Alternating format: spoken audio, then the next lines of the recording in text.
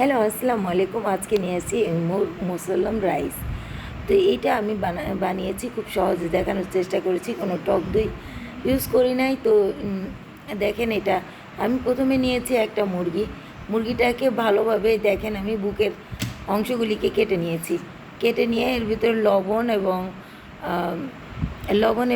লেবু দিয়ে ভালো করে ম্যারিনেট করে রেখে দিয়েছি।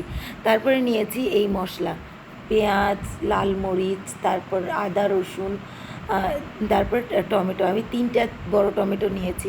তারপরে এইখানে পেঁয়াজ, আদা রসুন, টমেটো এই মুরগিতে আর প্রথমে আদা রসুন দিব, তারপরে টমেটো দেবো, সবগুলি একসাথে মিক্স করে এটাকে দেখেন লাগিয়ে দিয়েছি। তারপরে দিয়েছি লাল মরিচ।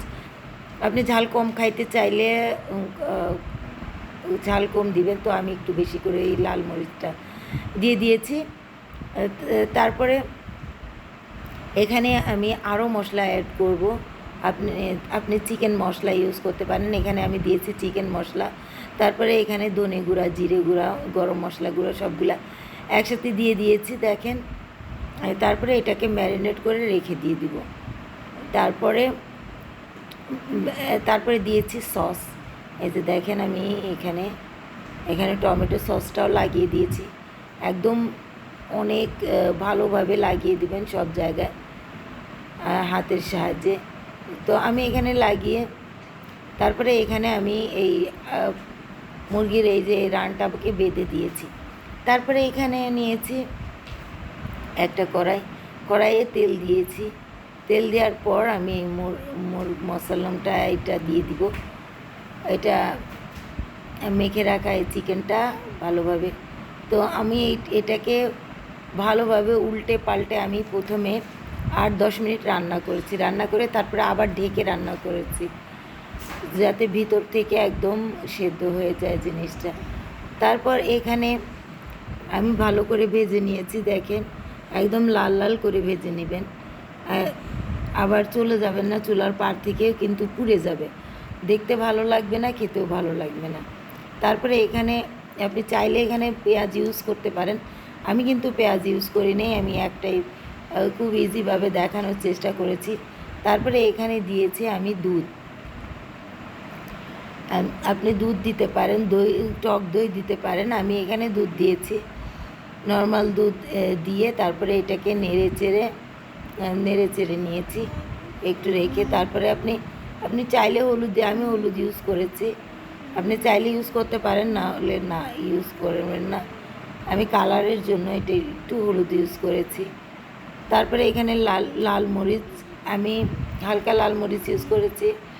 তারপরে গরম মশলা সব দিয়ে দিয়েছিলাম এখানে, কিন্তু স্কিপ হয়ে গেছে। তারপরে দেখেন, মশলা যখন তেল ছেড়ে দিবে তখন এই পর্যায়ে দেখেন আমি মশলা 2-3 মিনিট মতন এইভাবে রেখে দেবো, যাতে মশলাগুলি তেল ছেড়ে দেয়। তো তেল ছেড়ে দিয়েছে। তারপরে এখানে আমি আবারও এটা মশলার ভিতরে আমি এটা রান্না করে নেব। আমি কিন্তু মুরগিটাকে ভালোভাবে রান্না করেছি, তো এটা আরেকবার রান্না হবে মুরগিটা, দেখবেন। তো এখানে আমি এখন তুলে নিব দেখেন, আমি একটা পাত্রে তুলে নিব এটাকে। তো আমি এখানে একটা পাত্রে তুলে নিয়েছি এটাকে। তুলে তারপরে গ্রেভিগুলি আমি উপরে দিয়ে দিয়েছি। দেখেন, আমার অলরেডি মুরগ মশালাম কিন্তু রেডি। তো এইভাবে মুরগ মশালামটা রেডি হয়। তো আমি এখানে দেখেন, আমি মুরগ মশালামটা দিয়ে দিয়েছি এখানে। এখানে মুরগ মশালাম হয়ে গিয়েছে, তো সার্ভ করে দিয়েছি সবগুলি। তারপরে এখানে কিছুটা এখন রাইস করব। কিছুটা মশলা বাকি রয়ে গেছিলো, তেল রয়ে গেছিলো, আমি ওই তেলের ভিতরেই আমি রাইস দিয়ে দিয়েছি। এখানে চাইলে আপনি পেঁয়াজ ভেজে নিতে পারেন, আমি পেঁয়াজ ভাজিনি। আমি খুব সহজে এবং ঝটপট দেখানোর চেষ্টা করেছি।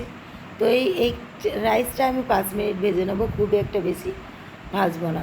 এটা আমি চিনি গুঁড়া চাল নিয়েছি, আপনারা যে কোনো বাসমতি চালও নিতে পারেন। তো এখানে আমি দিয়ে দিব লবণ একে একে সবগুলি, আলু বোখারা। তারপরে এইখানে দিয়ে দিয়েছি 5টা কাঁচামরিচ, তারপরে ঘি দিয়েছি। তারপরে এখানে গোটা গরম মশলা দিয়ে দিলাম। তারপরে এখানে লেবু দিয়ে দিব, লেবুর রসটা দিয়ে দিব একটু। তারপরে এখানে দিয়ে দিব জয়িত্রী, জায়ফল। তারপরে আমি কিন্তু প্রথমেই লবণ দিয়ে দিয়েছিলাম। তারপরে এখানে নিয়েছি এই মুরগিটা ভালোভাবে আমি এটা ভালোভাবে রান্না করব। আমার ওই পাত্রটা একটু ছোট হয়ে গেছিলো, তারপরে আমি পাত্র চেঞ্জ করেছি। তারপরে এখানে ধোয়া দিয়ে দিয়েছি 5 মিনিট। আপনি একটা কয়লার সাহায্যে ধোয়া দিয়ে দিবেন, এটার ফ্লেভারটা অনেক সুন্দর আসে। তো দেখেন এটা আমার হয়ে গিয়েছে। এখন আমি একদম দেখেন ছিঁড়ে আসছে, এইভাবে হবে, একদম পারফেক্ট হয়েছে। তারপরে এখানে আমি পরিবেশন করব। তো আমি এই বড় পাত্রে আমি পরিবেশন করেছি এইভাবে। তো আপনারা কেমন লাগলো আমার এই রেসিপিটা?